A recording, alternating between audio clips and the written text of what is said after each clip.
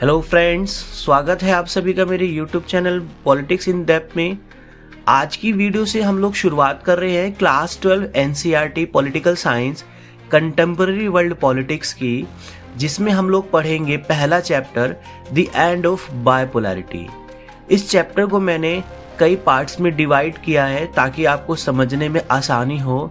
और ये जो चैप्टर है द एंड ऑफ बायपोलैरिटी मतलब द्विध्रुवता का अंत, ये चैप्टर काफ़ी इम्पॉर्टेंट है क्योंकि ना सिर्फ आपके बोर्ड एग्ज़ाम में ये पूछा जाएगा बल्कि जो सीयूटी का एग्ज़ाम होता है उसमें भी जो ये चैप्टर है उसके सिलेबस में ये शामिल है, जिसमें इसका नाम है disintegration of the second world and the collapse of bipolarity.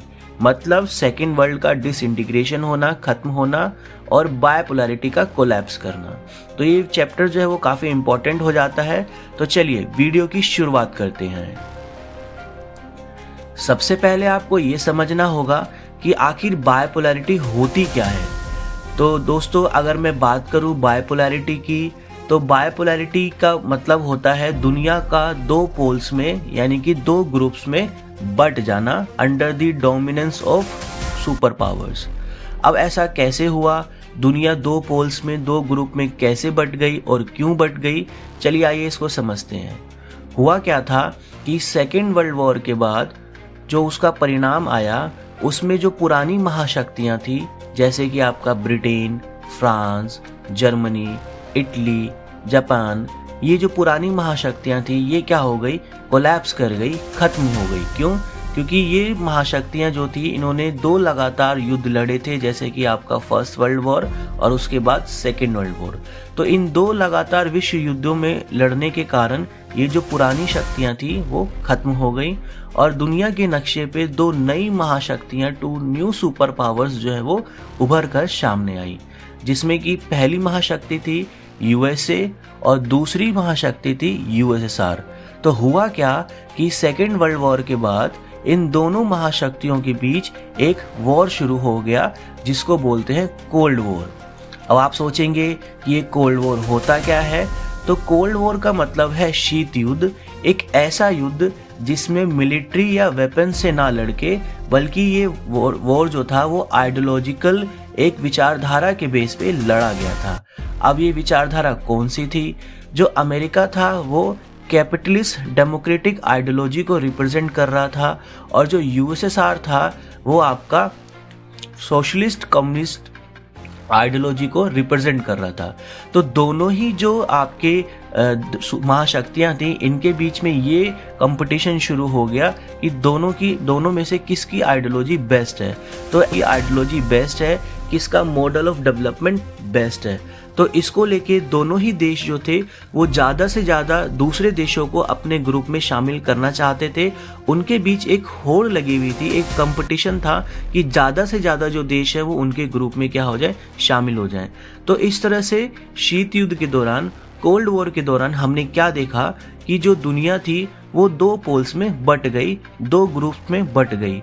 एक जो ग्रुप था यूनाइटेड स्टेट्स ऑफ अमेरिका का था, उसमें कई सारे देश शामिल हो गए, और दूसरे ग्रुप में, दूसरे अलायंस में जो सोवियत यूनियन लीड कर रहा था उसमें कई सारे जो देश हैं वो शामिल हो गए। और जो ये बायपोलैरिटी है वो हमें सबसे मेनली देखने के लिए मिली यूरोप में, जहाँ पे जो यूरोप है वो दो पार्ट्स में डिवाइड हो गया। जो आपका वेस्टर्न यूरोप था वो अमेरिका का जो ब्लॉक था उसको ज्वाइन कर लिया, और जो ईस्टर्न आपका यूरोप था उसने जो सोवियत यूनियन थी, जो यूएसएसआर था, उसको ज्वाइन कर लिया।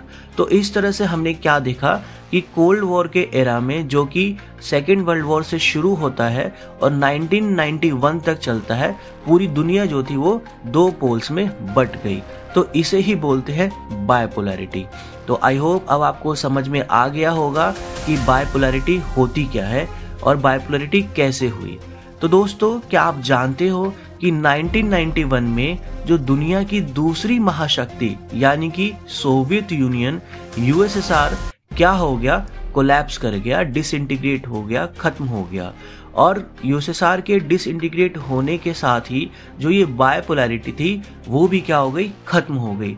तो अब आप सोच रहे होंगे कि दुनिया की दूसरी सबसे बड़ी महाशक्ति यूएसएसआर, आखिर ऐसे क्या कारण रहे, ऐसे क्या रीजंस रहे जिसके कारण जो है वो कोलैप्स कर गया और जो बायपोलैरिटी है वो खत्म हो गई। तो चलिए आइए जानते हैं उन्हें। दोस्तों, सबसे पहले आपको समझना होगा कि जो यूएसएसआर था आखिर वो दुनिया की दूसरी सबसे बड़ी महाशक्ति बना कैसे उसने जो है इतनी तरक्की करी, ना सिर्फ इकोनॉमिकल एरिया में बल्कि साइंस एंड टेक्नोलॉजी के भी एरिया में जो है यूएसएसआर ने काफ़ी तरक्की की थी। और वो इतनी तरक्की उसने करी कि वो यूएसए को क्या कर रहा था, डायरेक्ट compete कर रहा था, उसको कंपटीशन दे रहा था, उसको चैलेंज कर रहा था। तो जो उसने तरक्की करी, जो उसने डेवलपमेंट किया, उसके पीछे सोवियत सिस्टम का सबसे बड़ा रोल था। तो आइए समझते हैं कि सोवियत सिस्टम क्या था। अगर हम सोवियत सिस्टम की बात करें तो सोवियत सिस्टम एक ऐसा political, economical and social structure था जो कि सोवियत यूनियन में रशियन रिवॉल्यूशन 1917 के बाद किया गया था, इस्टेब्लिश किया गया था। ये जो सोवियत सिस्टम था, इस सिस्टम के बेस पे ही जो है यूएसएसआर ने काफ़ी तरक्की की थी, काफ़ी डेवलपमेंट किया था और वो दुनिया की दूसरी सबसे बड़ी महाशक्ति बन के उभरा, जिसने कोल्ड वॉर के टाइम, शीत युद्ध के दौरान अमेरिका को सीधे सीधे क्या दिया, टक्कर दी, कंपटीशन दी। अब ये जो सोवियत सिस्टम था, ये बेसिकली रशियन रिवॉल्यूशन के बाद जो वहाँ पे रशिया में एक बहुत बड़ा हमें चेंज देखने के लिए मिला, जहाँ पे सोशलिज्म आया।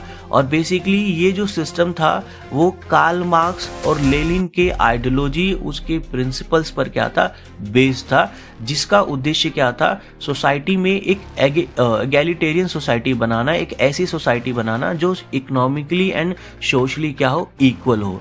और साथ ही साथ जो ये सिस्टम था ये कैपिटलिज्म के अपोज में था, यानी कि उसके काउंटर में था।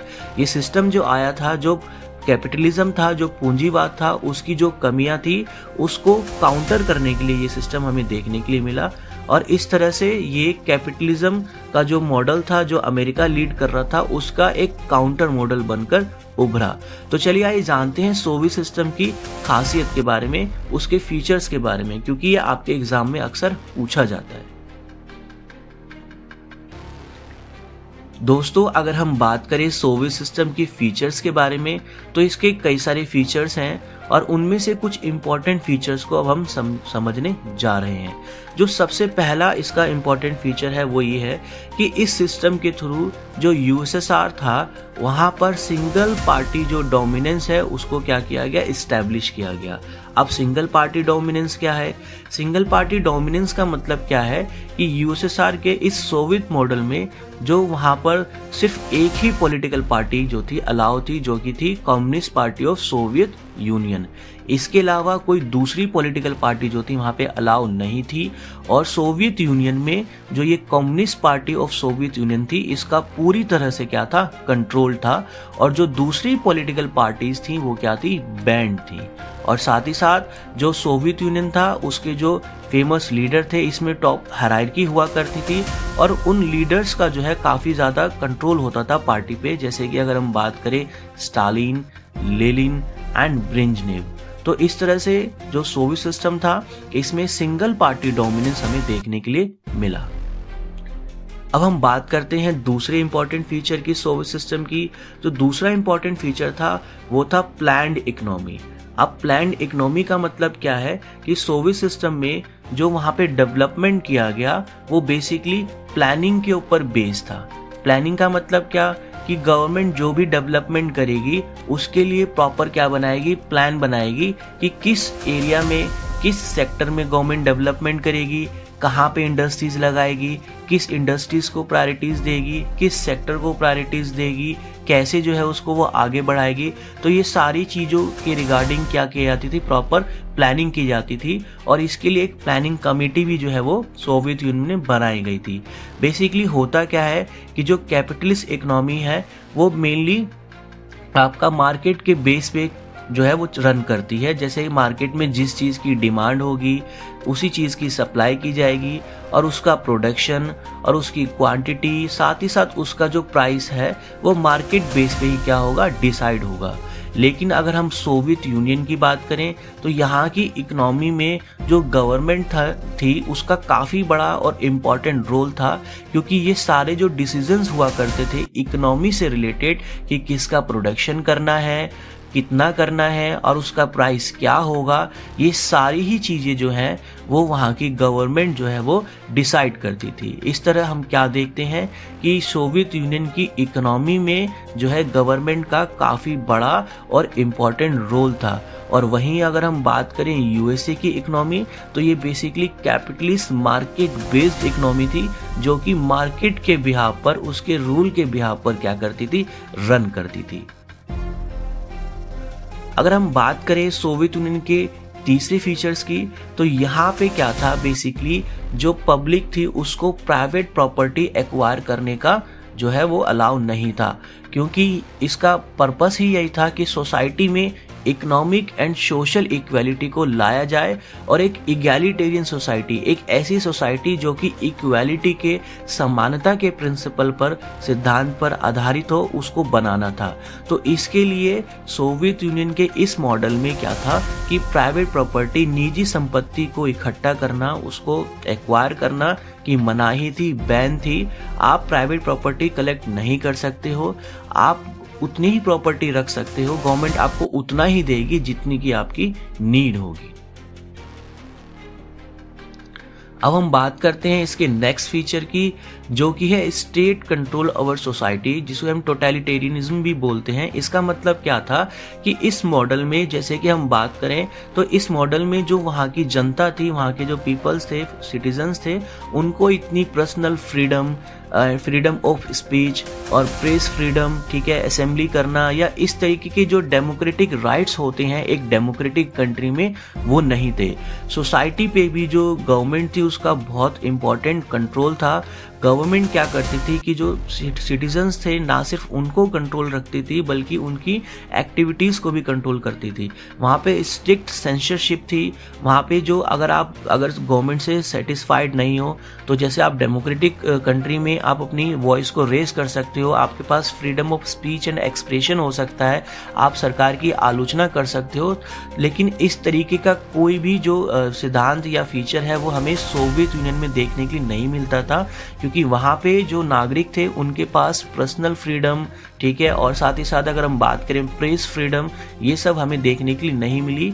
जो गवर्नमेंट थी वो पूरी तरीके से जो है सोसाइटी को क्या करती थी, कंट्रोल करती थी और स्ट्रिक्टली उसको सेंसरशिप भी करती थी। उसके बाद इसका जो नेक्स्ट फीचर था वो था collectivisation and state sponsored agriculture. अब ये क्या है?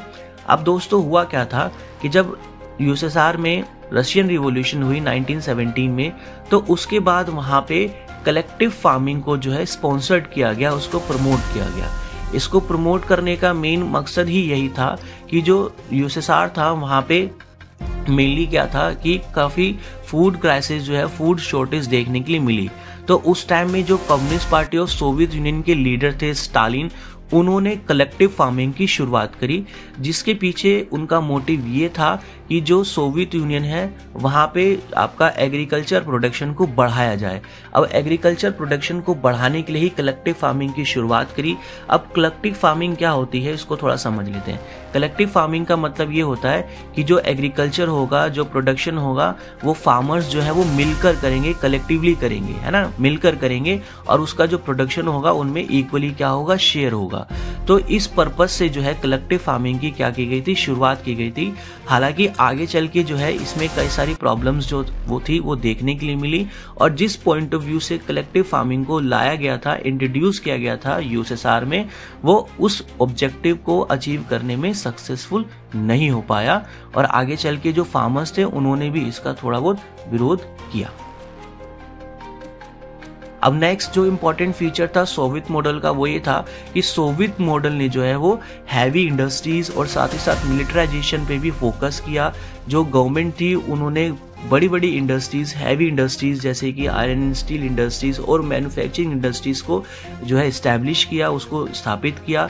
और साथ ही साथ जो सोवियत मॉडल था इसका फोकस मिलिट्री प्रोडक्शन पर भी था, क्योंकि उस टाइम में कोल्ड वॉर के टाइम में जो सोवियत यूनियन था वो यूएसएसआर को ना सिर्फ इकोनॉमिकली जो है वो कम्पीट कर रहा था, इकोनॉमिकली चैलेंज कर रहा था, बल्कि एक आर्म्स रेस भी जो थी वो दोनों देशों के बीच चल रही थी। दोनों देश ज़्यादा से ज़्यादा हथियार बना रहे थे, ज़्यादा से ज़्यादा हथियारों का जो प्रोडक्शन है वो कर रहे थे, स्टॉक जो है वो अपने पास रख रहे थे, जिससे जो है दोनों ही देशों के बीच में एक आर्म्स रेस शुरू हो गई।